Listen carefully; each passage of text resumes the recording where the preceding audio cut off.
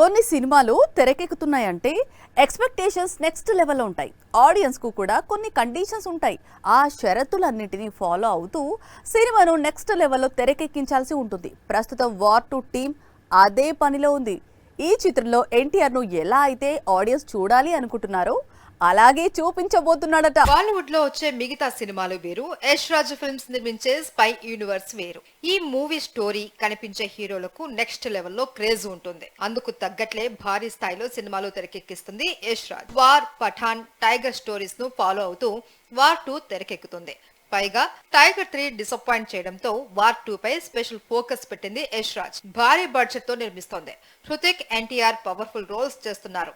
ఇద్దరు అభిమానులు మెచ్చే విధంగా టెర్రిఫిక్ డాన్స్ స్టెప్స్ తో కూడా సాంగ్, అలాగే హై వోల్టేజ్ యాక్షన్ సీన్స్ ను ప్లాన్ చేశారట. పఠాన్ లో ఒక ఎపిసోడ్ లో టైగర్ ఎంట్రీ ఇచ్చే సీన్ ఈ సినిమాకే హైలైట్. ఇప్పుడు ఇలాంటి సీన్ ను వార్ 2 లో రిపీట్ చేస్తున్నారట.